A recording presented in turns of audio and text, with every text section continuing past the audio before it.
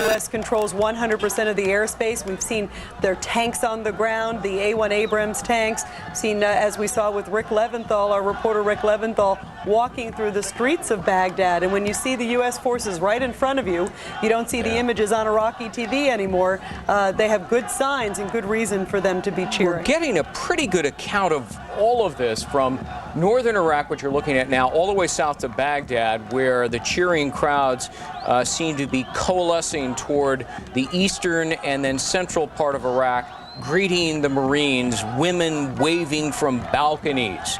That's one account from Associated Press. Girls threw flower petals at young Marines leaning across their gun turrets. One woman held her baby aloft. Tank crews are literally picking the flowers from the tops of their fighting machines, smelling them and grinning. One man shouting to a soldier, "Is it over?" "Almost," came the reply from the Marine. And here's another captain of the Marines, Dan Rose, quote, "To be honest, I'm happy it appears they're not going to fight. I was a little nervous when the crowd was so exuberant. We've heard so much about suicide bombings and drive-by shootings. We are the lead regiment now," he says. "We are the furthest forward of any." That's actually Colonel John Tulin, who's commander of the 1st Marine Regiment. I believe we are on the last leg. And indeed, these pictures seem to underscore that. And they certainly do. And this also comes as massive looting is taking place because there doesn't seem to be any Iraqi police presence. You don't see the Republican Guard anywhere, very little traces of the Fedayeen. And in fact, we're getting word of just widespread looting taking place as people are cheering as well. And signs of gangs of youth, even middle-aged men looting warehouses of the Trade Ministry, the UN headquarters, also the Olympic Committee headquarters, which was also considered sort of a torture chamber. It was the location for Uday, Saddam's son. And word that at the Trade Ministry, this is interesting, even middle-aged men are looting, coming out with air conditioners, ceiling fans, refrigerators, TV sets, and also cheering. And again, U.S. troops in Saddam City getting tons of cheers and flowers. That's a poor neighborhood in northeast Baghdad. And again, just a wonderful line here. Thank you, Mr. Bush," one person shouted as they cried and saw the U.S. troops coming in. And indeed, the U.S. presence is all over the country. One of the last sort of untapped areas is Tikrit. That's in northern Iraq, just a little bit north of Baghdad, Saddam's hometown. But we do know that we have some forces in there. As you point out, Greg, the bombing continues there. But basically, U.S. troops in every part of this country, along with the Brits and a number of other countries in the coalition forces.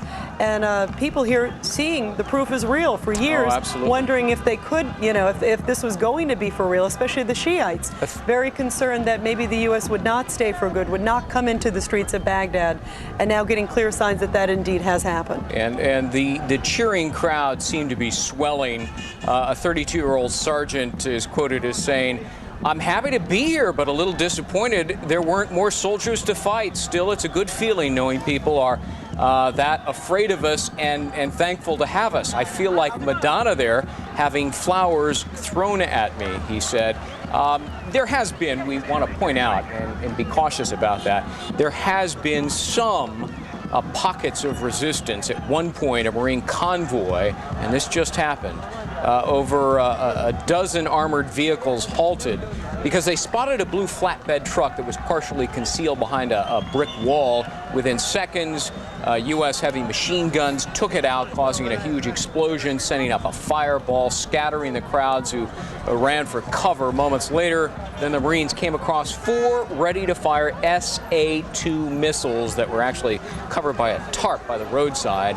But then after that happened, apparently the cheering crowds then resumed. And you're seeing it in northern Iraq as well here. This is the town of Arbil. And let's bring in, if we could, Jonathan Hunt, as we continue to look at these pictures. Jonathan, this is just an amazing sight. Hundreds upon hundreds here. This is northern Iraq, but this is taking place all over the country. What are your thoughts when you see and you hear these things? Yeah, it's interesting looking at these pictures from northern Iraq right now, Rita. It's almost an exact copy of what has already unfolded in southern cities like Basra. And if we follow the same pattern now in these northern Iraqi cities and Baghdad itself, then what you're likely to see are these scenes of jubilation followed by scenes of certain lawlessness. In Basra, for instance, we've had pretty much 2 straight days of looting ever since the British forces swept into the city there. First of all, they were greeted by these crowds, and then those same crowds went on this looting spree, pretty much taking anything of value out of hotels, offices and shops in Basra. It is a breakdown of law and order, and it puts the British forces in Basra in an interesting position. They do not want to strictly impose a new law and order structure, because if they try to do that, then there could be a backlash against them. One British military official put it to me this way: it was a calculated gamble to allow this looting, allowing these people to let off some steam after many, many years of dictatorial rule and repression. Now, they do hope that in Basra at least, and again in these other cities where we're seeing these scenes of jubilation, that the people themselves might then, after letting off some steam, begin to try to impose some order themselves. We have seen some of that down in Basra, some of the looters being attacked now by crowds who want to control what is going on.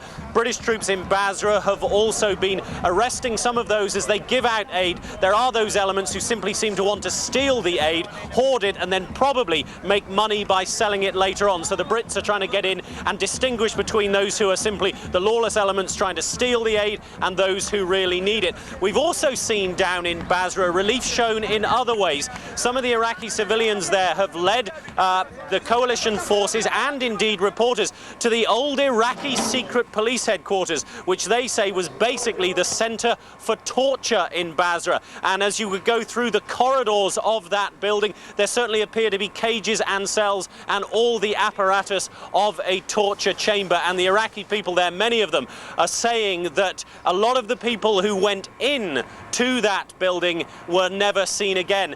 Meantime, Rita, we're seeing the number of POWs increase quite markedly across southern Iraq. Now, there's a camp being built down near the southern port city of Qasr. That's housing around 5,000 Iraqi POWs right now. They were visited yesterday by the US ambassador to Kuwait, Richard Jones. All of those POWs, US officials say, are getting everything they need: food, clothing, medical aid. It's a stark contrast, perhaps, to the way the Iraqis have treated some of the coalition POWs. Now, just another point on that southern port city of Qasr. It's home to all these POWs right now. Fox News has also learned that it's likely to be the first home to General Jay Garner. He, of course, is the man appointed to lead Iraq for the moment into its new era, to concentrate on humanitarian aid, reconstruction, and indeed the appointment of a new civil administration. Obviously, the US hope is that the government of Iraq can be handed over to the Iraqi people as soon as possible, and that in itself would bring in a new law and order structure. Rita. And Jonathan, as you talk about bringing in law and order, it's pretty incredible as we see these pictures. And again, we want to remind our viewers, you can see it there on the bottom of the screen, but this is from northern Iraq. These are the Kurds. You can see a couple taxis going through there, people just cheering. And Jonathan, down in the southern part, we're seeing people carrying signs of Saddam Hussein, kicking them, and one person saying, this is for the criminal who ruined our country. This is payback. Just incredible sentiment now and incredible signs of freedom. It is an incredible expression of freedom, and that is exactly why the coalition forces have been allowing it to happen. It's interesting, I think, Rita, that for 2 weeks the British forces surrounded Basra. There was talk of an uprising. It didn't really happen until the British forces went in there. And I think that is a very clear sign of just how much fear and repression these people lived under. They had to feel absolutely 100% sure that the coalition forces were coming into their city, were going to take control of their city, and that it really was the end of Saddam Hussein's regime before they were willing to really rise up and express the joy that they now seem to be expressing, that they have found freedom after so many years. It is just an illustration, I think, of just how brutal the regime was that they have been living under for so long. Rita. And Jonathan, is there a sense of when we'll sort of see the time frame? We'll see General Garner and his group come in, and maybe when we might even see Iraqis ruling Iraq, but a democratic Iraq? Yeah, a democratic Iraq ruled by Iraqis may be some months off yet, Rita. Deputy Defense Secretary Paul Wolfowitz, in fact, told Tony Snow on Fox News Sunday this past weekend that it could take 6 months to actually install a functioning Iraqi government. But certainly they want to give the impression and show that they are trying to hand over power as quickly as possible. As for General Garner moving into Iraq, we've been told he and his team will do that as soon as it is safe to do so. Looking at the scenes now, that could come very quickly. And as I say, his first port of call will be Qasr. It's then thought he might move up to Basra and eventually, of course, the capital itself, Baghdad. Rita. All right, Jonathan Hunt, stand by for just a moment. You're seeing on the right hand of your screen some really incredible pictures from the Kurdish area in northern Iraq, where they have been celebrating now. And we saw celebrations as well in Baghdad. It all began about an hour ago, and now this report from Associated Press, Baghdad, quote, "There is no sign of an Iraqi government or military presence in the capital city." An Arabic satellite TV station reports neither Iraqi Information Minister Mohammed al-Sayaf, otherwise known often and referred to often as Baghdad Bob, nor any ministry minders have shown up at the Baghdad hotel where hundreds of journalists are staying. The Iraqi government assigns minders to accompany journalists. None of that is happening. No daily briefings as it normally occurs. And in the meantime, we are seeing throngs of cheering, jubilant crowds greeting U.S. Marines as they move east into the central part of Iraq and widespread looting.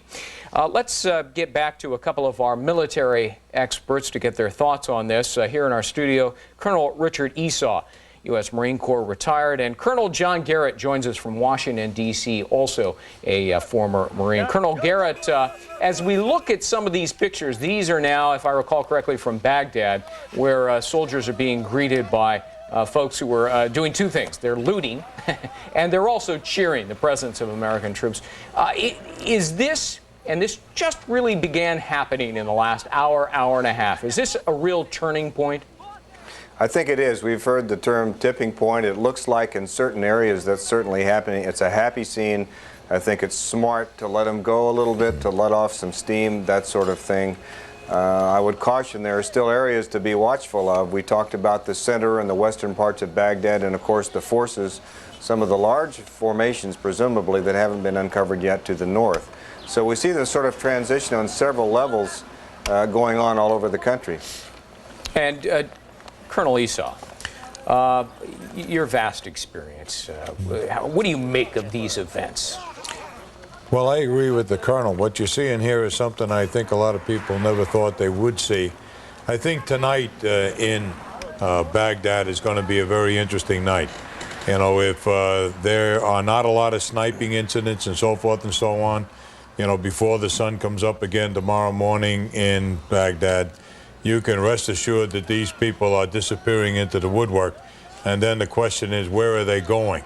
Are they going north to Tikrit, or are they just decided that they really don't want to be associated, you know, with the Saddam government anymore? Yeah, let's go to Van Hipp, former Deputy Assistant Secretary of the Army, who joins us once again from Washington, D.C. as we continue, Van, to look at these pictures here. It's interesting to note what the Iraqis are going after.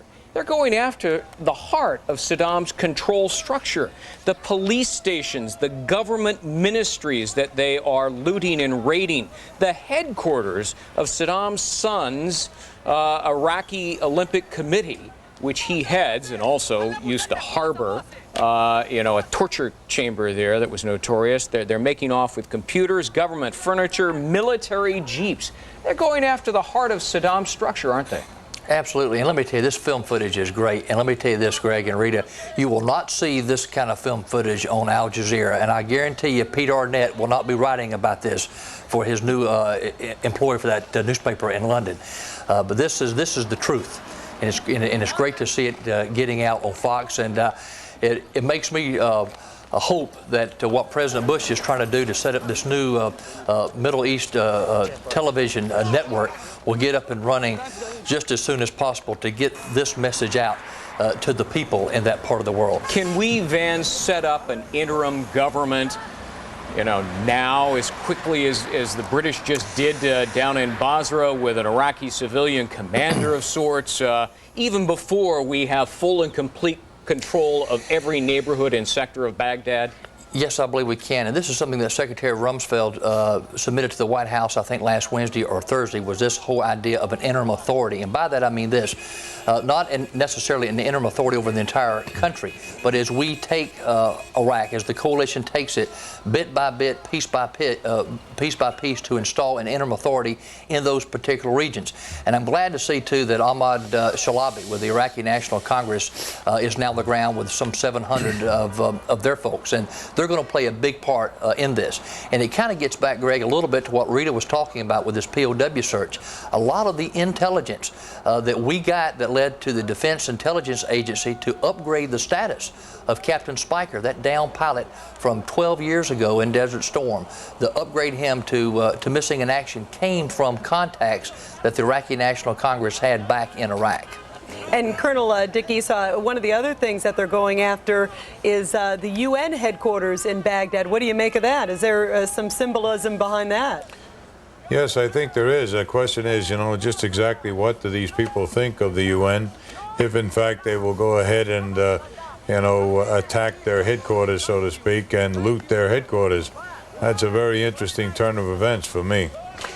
Lieutenant Colonel Bob McGinnis is also. And they've had conversations. They've said they need food, water, electricity. They have been asking the U.S. forces at the checkpoints not to search the women, but that is a very difficult problem for security forces they're going to have to work out. At one point, there was a very interesting exchange. The general and the colonel said to the Iraqi resistance people, "Tell us where the Ba'ath Party people are." And the resistance people said, "No, you tell us and we'll take care of them." To which the general replied, "No, you tell us where they are." So there's obviously quite a spirit of revenge. We do know that there was some fighting in Al Rama last night before we were permitted to go in. We heard some explosions. We saw evidence of some fires. But as we've come in today, it's been entirely smooth sailing, absolutely no sign, as I said, of the 10th Armored Division. Is, according to one of the people who was at the meeting this morning, the T with the Sheikh, who was in charge of one of the resistance tribes, when he was asked, "Where are they?" he said, "They went home."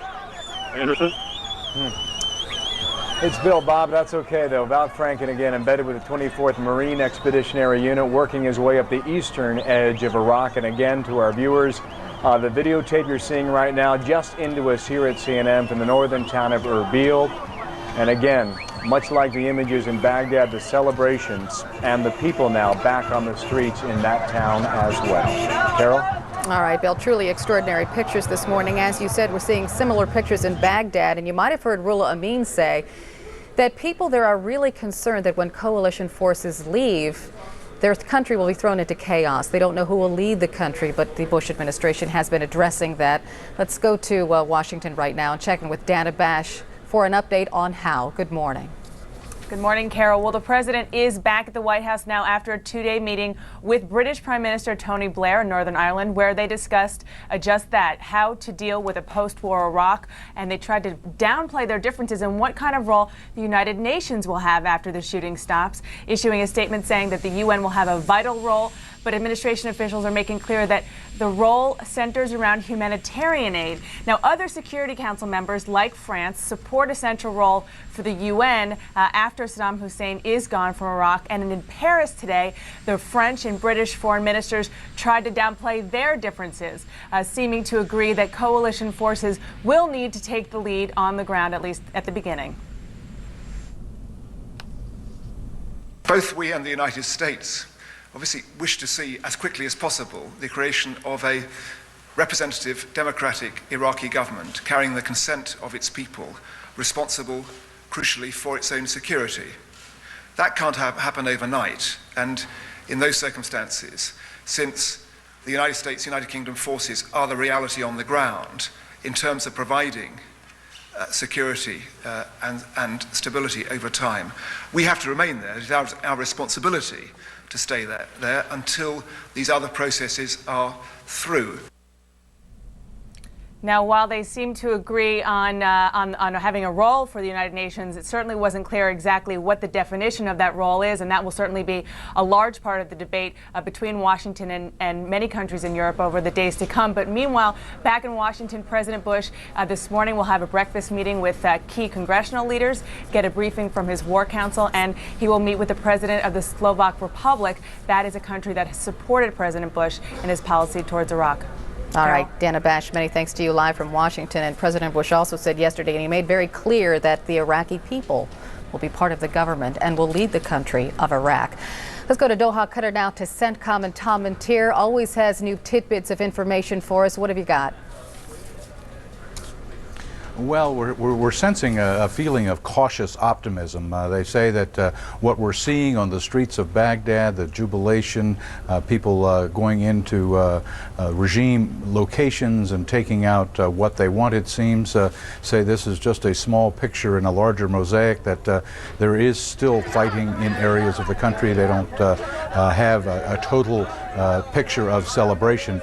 Interesting, when you look at these pictures, apparently it turns so rapidly, some people are still carrying their guns while they're dancing and celebrating, which could be a very dangerous thing to have happen. I saw at least 2 pictures of men out in the street cheering, still having their Kalashnikov over their shoulders, and several pictures of men without their shirts, apparently or possibly taking their uniform off and casting it aside and joining in the celebration that's going on in Baghdad. But again, here at CENTCOM, they are being very, very cautious about the images that you're seeing, saying that this is maybe not representative of everything that's going on in the country, that it is in a localized area, that there are still hostilities going on, there are still shots being exchanged, but we saw these pictures from Erbil a little while ago. It seems that this melting away that we've heard over the past week of the Republican Guard has gone to other parts of the regime.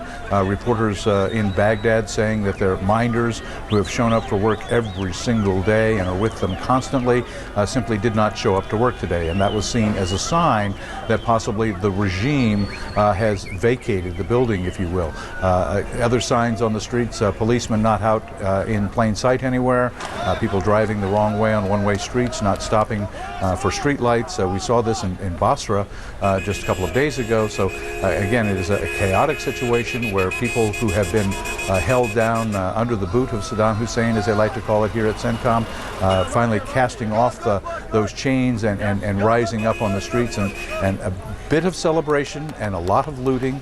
But again, the officials here at CENTCOM say that this may not be representative of what is going on totally inside Iraq, that they're still concerned about hostilities. Carol, back to you. And Tom, just a question for you. You know, these large crowds, and they're celebrating and they're joyous, but at some point, somebody's going to have to take control of this area of Baghdad. And will that be U.S. troops? It probably will be, right? Well, we've heard that the force inside Baghdad is going to double in the next 48 hours. And with what we've seen in Basra, they were going in and loading up trucks and buses and tractor trailers with foodstuffs that the regime had held in their warehouses. The British troops stopping them on the edge of town, unloading the trucks, and then trying to find a proper way to distribute the food to those who need it. We may be seeing the same scenes from the warehouses in Baghdad later in the day, once those are located and people go in and start emptying those out. What remains to be seen is whether they have the ability, the American troops on the ground in Baghdad, to take control of the situation if it indeed starts to turn chaotic. Again, this increase in force may be an indicator that somebody may have seen this coming, and the need to exert civil control may replace military control very quickly. Understand. Tom Mantier, thanks for the update from CENTCOM. We're going to take a short break. We'll bring it back to Baghdad. Parts of the southern Appalachian Mountains above about 2,000 feet elevation. We're getting is the two hope to link up today, and they're also securing routes into the capital, repelling occasional ambushes, trying to hunt down small roving bands of fighters. This is really peaking, isn't it?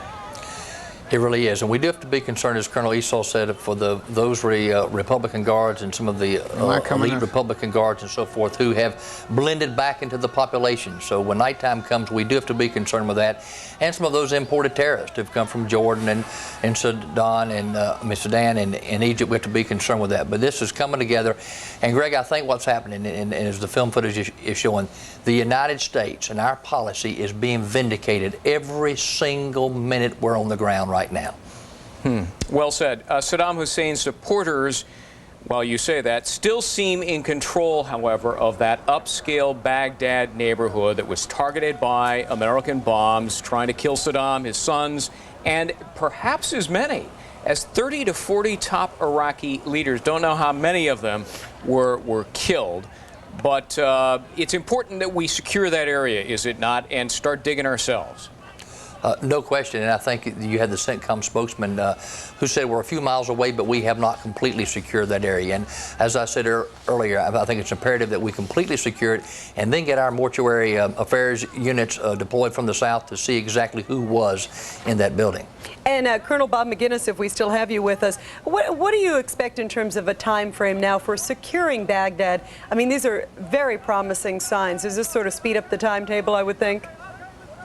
Well, it certainly does, Rita. We have, of course, the 4th Infantry that is putting together the brigade task force that will be flowing north. The 3rd Infantry already has 2 brigades in the middle of Baghdad. The 1st Marine Expeditionary Force is pushing from Saddam City in the northeast and then from the Rashid Airport from the southeast. So they're coming together very quickly. It is a matter of days. Now, keep in mind, they before this operation, they had 150,000 paramilitary. We only have about 5,000 people down in Qasr in prison, and so there are a lot of people that have blended in, as well as the Fedayeen that are Palestinian and Syrian. They're going to be a little problematic, and that's how we're transitioning from conventional operations to unconventional operations, trying to find these people that are embedded in the cities that we are now occupying and trying to bring to some sort of semblance of order. We'll see in the coming days, but certainly Baghdad is ours, and it will become more evident over the next few days. And Colonel Cowan, don't you think a lot of Iraqis are going to be ratting out now some of the Fedayeen, now that they see freedom, now that they see U.S. tanks everywhere? Maybe we'll get even more intelligence? Yeah, no question about it, Rita. In fact, it's going to become a little bit of a problem for us. We'll probably have so many people coming to try to give us information that our problem is going to be sorting through that information, trying to decide what is true and what's not, and trying to figure out what's the top priorities in what we're getting. So we will be overrun with folks talking. If I can, very quickly, I'd like to, Colonel McGinnis really put it all in a good perspective here, talking about numbers of people, 5,000 POWs, maybe 10 to 15,000 that have been killed on the battlefield. We had 80,000 Republican guards. There's a big gap between those two numbers there. Those guys are somewhere. Yeah, and the top guy, of course, Saddam Hussein, assuming he's still alive, where are we going to go look for him? Up into Crete? Are we going to look in some of these tunnels that may stretch for miles that, link the palaces and the military strongholds, the safe houses? Is that where we're going to be looking, Colonel Cowan? Anywhere we can go. I'm sorry, Greg, I didn't know if you asked me that. Anywhere we can, anywhere at all, until we know whether or not he's dead, we're going to continue to go in every last direction. I don't think we'll give up on anything. And certainly going back to what Rita just asked, if he's alive, we'll start to get a lot of information about him from people, but once again, a lot of it will be conflicting. Don't forget, he's got some Saddam lookalikes out there, and we'll be getting reports about those guys by people who really think it's Saddam. In fact, it won't be. And Van, how tough of a task is it going to be to determine whether he's alive or dead, and also how important it is, not just to the U.S., but also to the Iraqi people? They're cheering here, but certainly if they know for sure he is dead, you can bet probably even more people will come out and flood the streets. You're exactly right, and because the people know that this regime is over, that's why you're seeing them finally coming out. They know it's safe to finally come out. But Rita, we're going to get a lot of help now. As the old saying goes, victory has 100 fathers and defeat is an orphan. We're going to have more friends and more people wanting to help and to rat these guys out like never before. Is that going to also... Bear Advance. Better thinking, better results. Available at Lowe's Home Improvement Warehouse and other fine retailers. We are getting reports. I mean, they're already telling us now where pockets of Fedayeen are. I mean, the whole bit.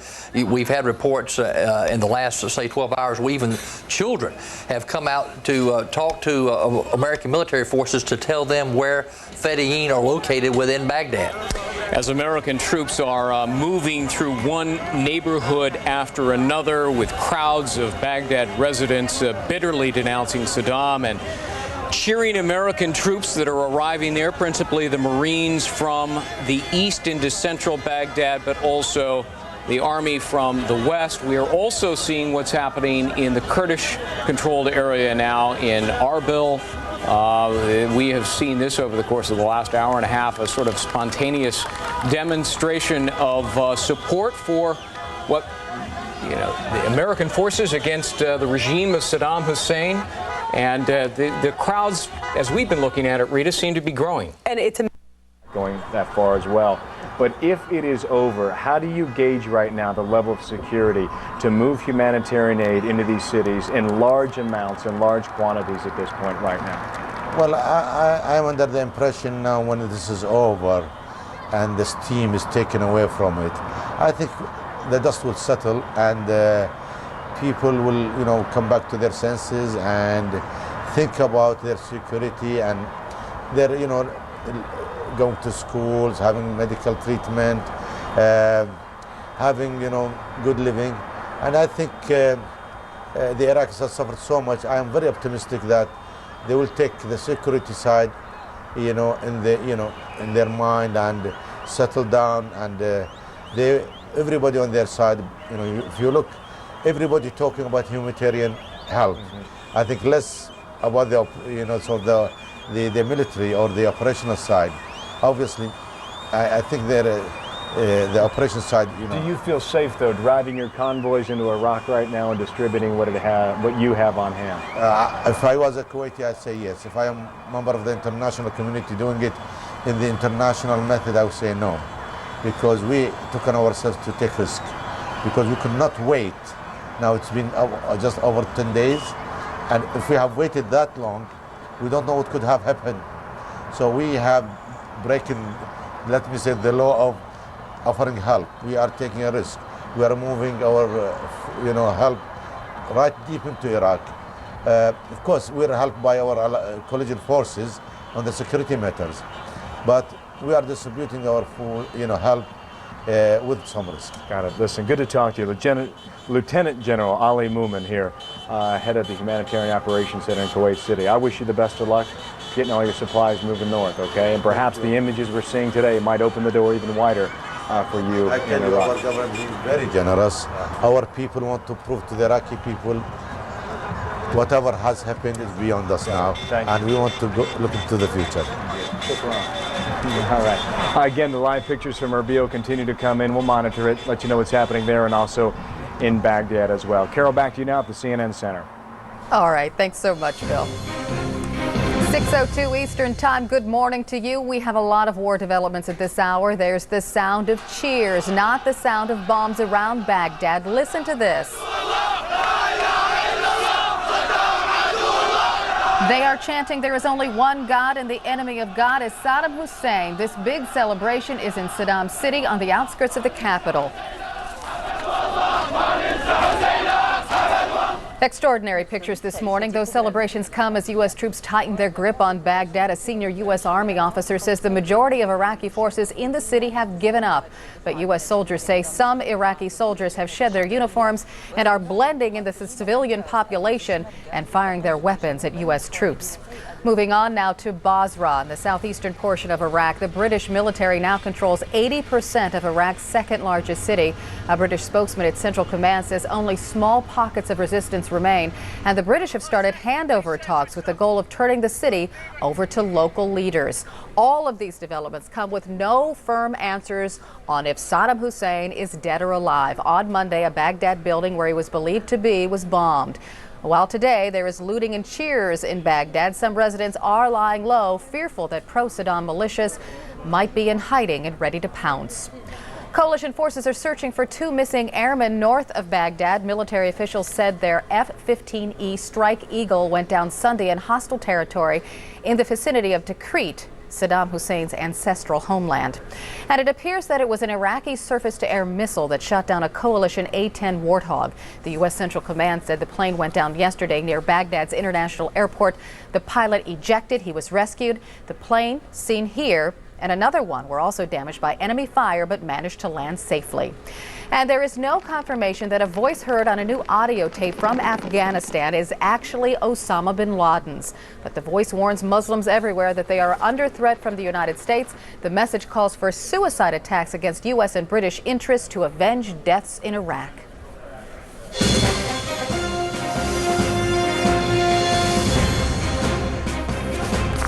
And good morning to you. I'm Carol Costello at CNN's global headquarters in Atlanta. Today is Wednesday, April 9th.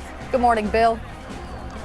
Hello, Carol. Good afternoon from Kuwait. I'm Bill Hemmer, live in Kuwait City yet again. 1 o'clock local time here, 2 o'clock in Baghdad, where again the videotape shows quite clearly hundreds of people, perhaps thousands now, out on the streets of Baghdad in the eastern part of the city, we're told, celebrating the fall of Saddam Hussein, in their words, and also in northern Iraq. Pictures, live pictures in the town of Erbil, that is a Kurdish-controlled part of Iraq. I want to start this hour again giving you a bit of a visual sense right now about the coalition forces now in Iraq, where they're operating. The Pentagon insists the fighting is not over, and we know that based on the reporting we're getting in the north, and Brent Sadler watching mortar rounds being fired just in the past 30 minutes or so. Elements of the 101st Airborne and the 3rd Infantry Division, either in central Baghdad or approaching from the southwest, but all around the central part of the city. Iraqi troops and police are nowhere to be seen. No security present today. Those 3rd Infantry troops have taken the presidential palace compound. 1st Marines are at Rashid Air Base in the southeast, where they found bloody clothing inside the Rashid military prison. The clothing does resemble U.S. camouflage uniforms. The Marines had information that American prisoners may have been held there, but they found no Americans when they arrived. They did find certain identification marks about U.S. prisoners of war, but that information and that identity not released by the U.S. government just yet. Carol? And so much has gone on in Iraq. We want to take a look at a picture now from outside of Baghdad. These pictures from earlier today. The U.S. Army airlifted several M1A1 Abrams battle tanks, Bradley fighting vehicles, and M113 armored personnel carriers into northern Iraq. That gives the 173rd Airborne Brigade firepower and offensive mobility. Ryan Chilcote reports the Army's 101st Airborne Division has encountered significant resistance from what's believed to be members of the Fedayeen Saddam. Hilla is about 50 miles south of Baghdad. 3 soldiers were wounded by an Iraqi paramilitary grenade, but only 1 soldier required treatment at a field hospital. Also south of Baghdad, U.S. troops have found caches of Iraqi artillery pieces and munitions. And as you heard and saw, they've been destroyed.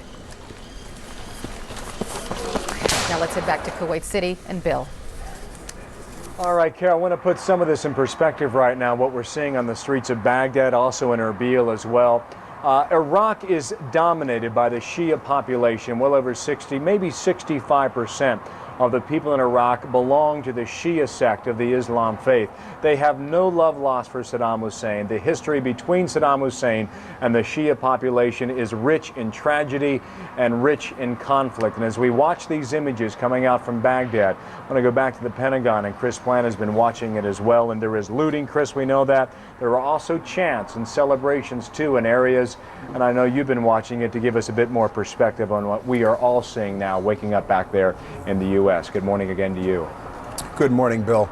Yeah, these are certainly the images that the Pentagon and the U.S. and British administrations have been hoping to see all along. And as you pointed out, the country of Iraq, 25 million people roughly, dominated by the Shia population, largely in the south. Also, as we've been seeing here this morning in Baghdad, significant numbers, a million or more Shia in Baghdad itself, in the north and eastern part of the city. and Saddam City, the neighborhood is called. It's generally a very low-income city. It's a part of the city. It's described as being something of a ghetto. The Shia there typically holding the lower-tier jobs in the city. They're treated as second-class citizens. It's not a great surprise that you would see the Shia now sensing that the regime really will be gone soon, coming out into the streets to celebrate.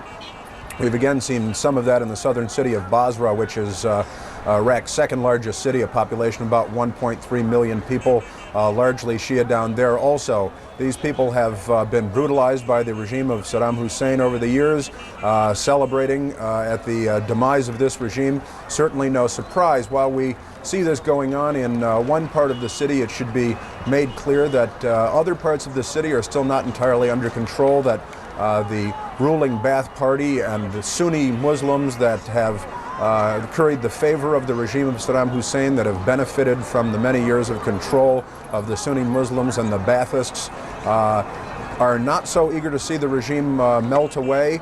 We are getting reports, however, that the resistance is decreasing significantly, but there are still armed clashes going on, and this cannot be underestimated. Members of the Fedayeen Saddam, a paramilitary that has been used much like a secret police, I suppose, as most people would understand it, to keep the people in their place, the population of the country under Saddam's thumb. Still significant numbers of these people. They number in the tens of thousands. And they can't really be expected to melt away or to flee early on in this process, because when the regime goes, they have everything to lose. In fact, they may find themselves in grave danger. These people who were perceived by the population in general as the oppressors of the population may be in grave danger. There may be a frenzy of violence, the oppressed, as it were, rising up against their oppressors after all these years. It's not something that the coalition wants to see, certainly a frenzy of violence, but as we can see here, there are no police in sight. There is no military in sight. We have reports that the reporters operating in Baghdad, who normally have minders, that is government watchdogs on them at all times, their minders did not show up for work this morning. That may be a huge sign of the regime crumbling. The information minister, who we've seen so much of recently, who continued, under almost absurd circumstances to say that the coalition forces were being crushed and that their graves would be here, that their brave fighters were beating back the coalition, nowhere to be found this morning. Normally, apparently, on the scene well before now. It's not clear where these people are, but as of this hour, that has to be taken as an indication that the regime may in fact be crumbling in Baghdad. But there is still fighting going on. There are still hardliners out there, the Fedayeen Saddam in particular, the Special Republican Guard. These people, again, with everything to lose, may choose to make a last stand in Baghdad, outside of Baghdad. And as long as there's one person with a rifle on a rooftop, the coalition forces have to take their defensive posture very seriously. There are significantly more American troops due to head into Baghdad within a matter of hours, I'm told, not days.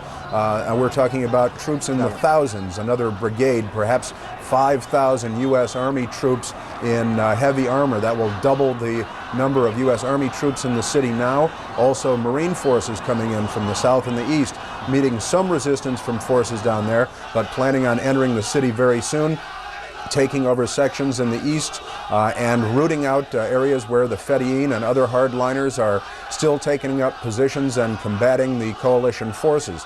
But again, even small numbers can cause a great deal of difficulty for the coalition forces and throughout the city.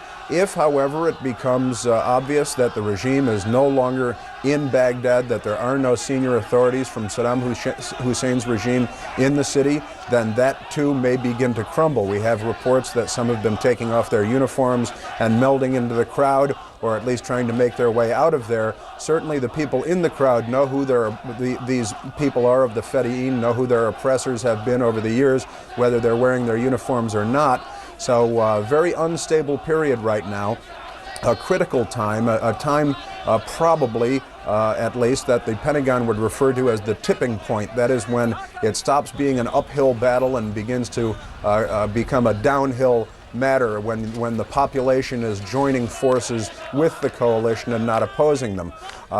So certainly an awful lot developing very quickly here, even as combat continues in northern Iraq. I have very specific reports of special operations forces, American forces in the north, directing airstrikes against remaining Republican Guard and other regular Army units in the north. There are special operations forces along the border with Syria, where some loyalists of Saddam are still taking up positions and combating the U.S. forces there. So it's not all over yet. That's for certain. There is still combat going on. It is a very uncertain period, a very unstable period. This may turn out to be a defining moment, a defining day, but it still remains to be seen whether there will be a last push by supporters of Saddam Hussein, whether they have the military wherewithal to mount any sort of an offensive against the forces there, whether they will attempt to come in and take some control of any portion of the city. But as of now, it does appear that the tide is turning in a very significant way. These are the images that the U.S. government, the British government want the rest of the Arab world to see. Certainly the Arab media has emphasized to a greater extent than the American media at least the civilian casualties and the problems that the coalition has inflicted on the Iraqi people and on the city of Baghdad. These are the images that the U.S. and British had hoped for early on, apparently paralyzed by fear and not trusting the coalition to go all the way this time. There was a great deal of reticence on the part of the population to come out and celebrate in the streets. But the worm appears to be turning here today, even before our very eyes. It may be the equivalent of the fall of the Berlin Wall. Now, it's not, of course, on that sort of epic scale, but this is a major event in the course of this now, I guess, 20-day-old conflict. And these are the images that the Western powers, the coalition powers, were hoping would be getting out to the Arab world. So big goings on here, Bill. Chris, thanks. Chris Plant at the Pentagon. You mentioned a number of things, and many thought that when this regime would fall similar to how Ceausescu in the late 1980s in Romania went down. You saw essentially a frenzy in the streets for about 2 or 3 days on the capital city of Bucharest, and after that time, the people of Romania simply took to the streets, expressed for what many had felt was pent-up aggression and oppression for many years. Now, for our viewers, if you're just waking up back in the U.S., you're going to see a number of images on our air. Some of it will be on videotape over the past several hours, feeding in from Baghdad, mostly from Saddam's city. A poor section of Baghdad, eastern part of the city, described to be mostly Shia. The other images, perhaps a live image on our air, you also see the northern town of Erbil, where again, Kurdish-controlled territory in the north, territory rather, where people are coming out and expressing themselves again today. Largely chanting, celebrations underway as well, but so is widespread looting. This couples and parallels the pictures we saw in Basra on Monday and Tuesday, where the British military were essentially policing that area the past couple of days. We're told today it's much more quiet in Basra, but the images in Baghdad obviously reflect some of those we saw earlier in the week. You heard Chris talk about the Fedayeen. There's a strong consideration given right now to the possibility that 28,000 Fedayeen fighters may have melted back into the population of Baghdad and may reemerge at any point. Throughout the week, we've had reports of piles of Iraqi military uniforms essentially sitting on the side of highways and the side of roads, which could mean, in essence, they have stripped themselves of their uniforms, trying to hide their identity right now and blend back in with the population. When they reemerge, though, is something that may or may not happen, but clearly the Pentagon's concerned about it. So too is Central Command down in Qatar. Also, you have to ask the question, how willing is the British military and how equipped is the U.S. military in the event that it comes to having to police street scenes like these in Baghdad? I didn't know where to begin. Then I like that, because the report... But finger by finger's coming off. And the people are beginning to realize that. It's important for the Iraqi people to continue to hear this message. We will not stop until they are free.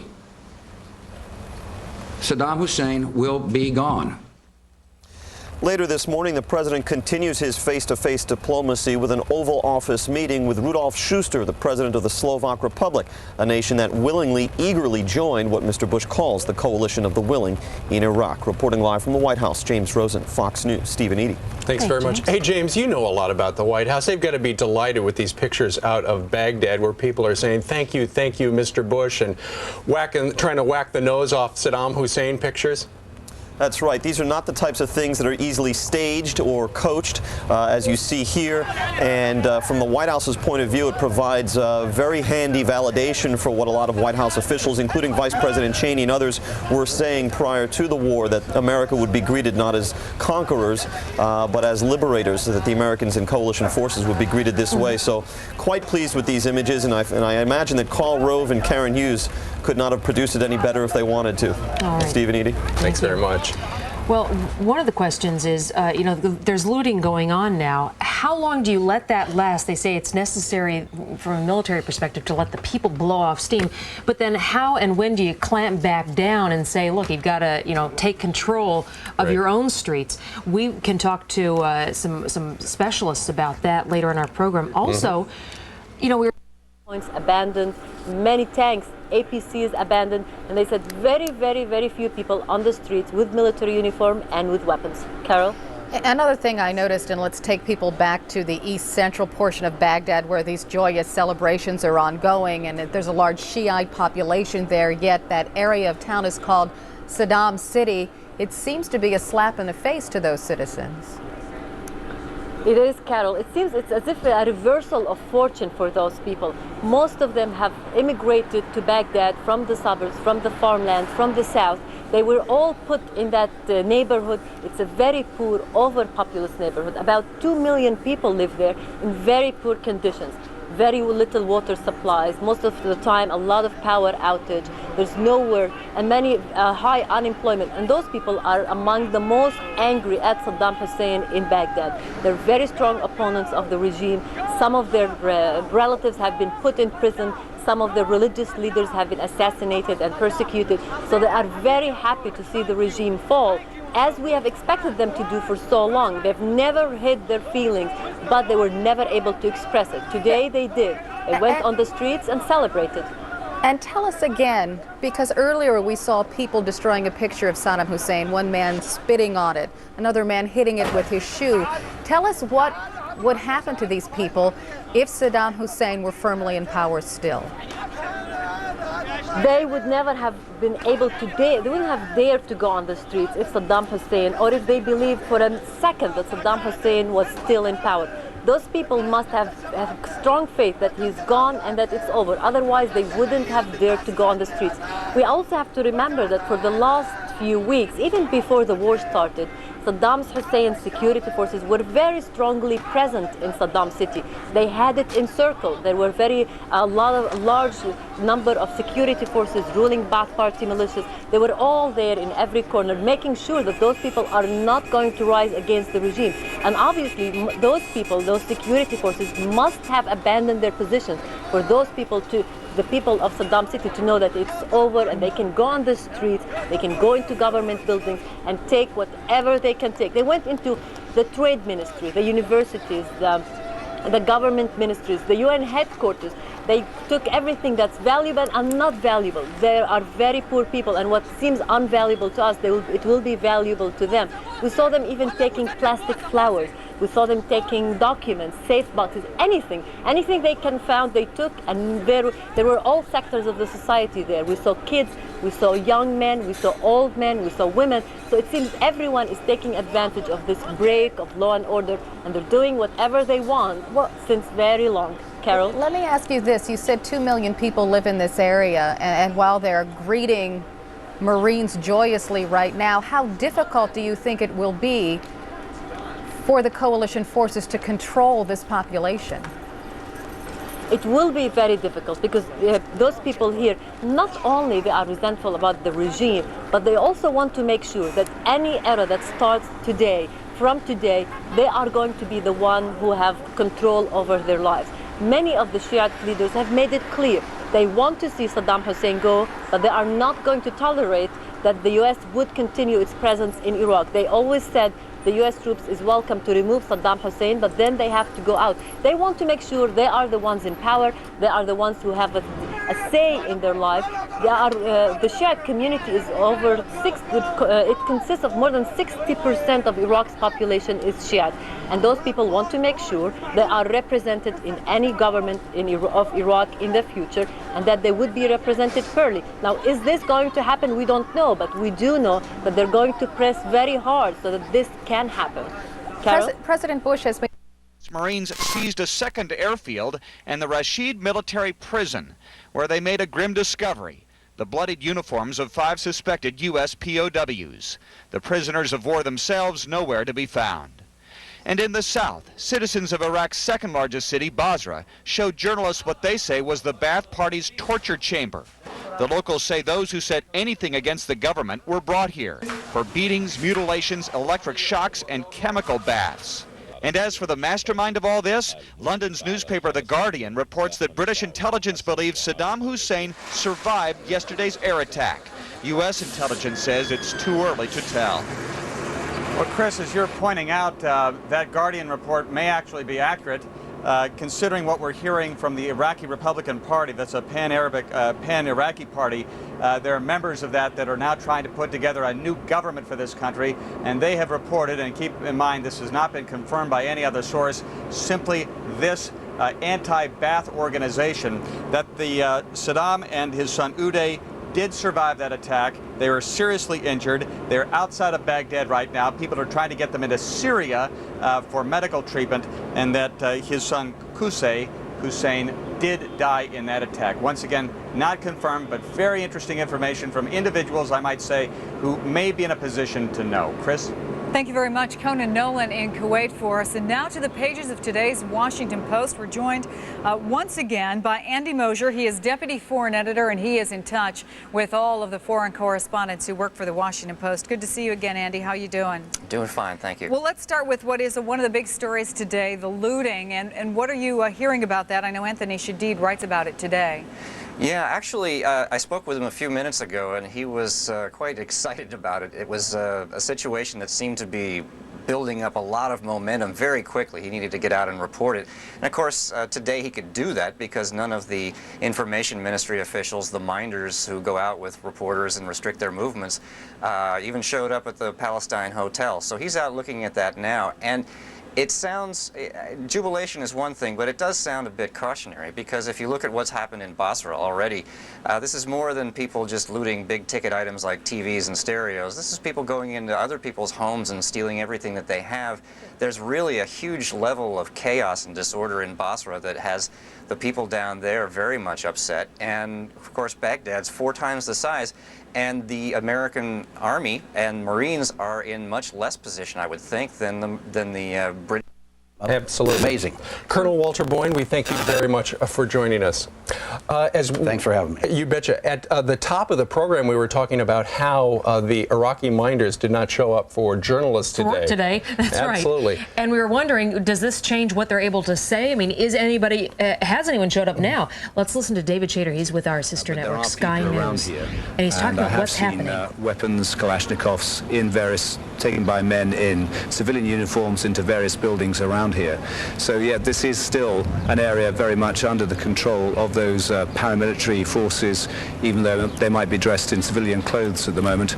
They've got Kalashnikovs, they've got rocket-propelled grenades, and this is still under their nominal control.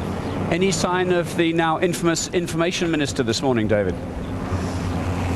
None whatsoever. As I say, I saw his director of the press center leaving, I think about 3 hours ago, heading off north in a car with some aides. Everyone else, it seems, has flown the coop. But around here, they're still, as I say, irregular units, well-armed irregular units, and they seem determined to carry on with their resistance. And just give us a sense of the noise of battle you can hear. There's still some fighting going on in other parts of the city? I'm sorry, I'm beginning to lose the link with you, but I hope you can still hear me. As I say, it's eerily deserted. There's not much not much sign of the Americans getting any closer to this area. The civilians are staying pretty much inside their houses. It's still too risky for them to come out, but there is a feeling that the moment is close when this will be under American control. But it's still a very dangerous moment. It's still that time when things are about to tip, but there are people here who are still determined to fight. David, we'll stay with this if you can still hear my words into your earpiece there. I was just asking you about the sounds of warfare, if that is still going on. Is it in other parts of the city further away from you? I don't know if you can hear me, but I couldn't hear you. You were breaking up there. But as far as the situation here is concerned, 1 or 2 cars amazingly driving around the streets. There is a beginning of a change in atmosphere here. People still don't quite believe it in this part of the city. We're still to see those American soldiers, but certainly any vestiges or signs of real control by the people who've been controlling all our reports for the last 3 weeks, indeed the last 8 weeks as far as I'm concerned, they've all gone. But as I say, there are still a few pockets of resistance. We're going to start nosing around for you, perhaps heading across to the bank of the river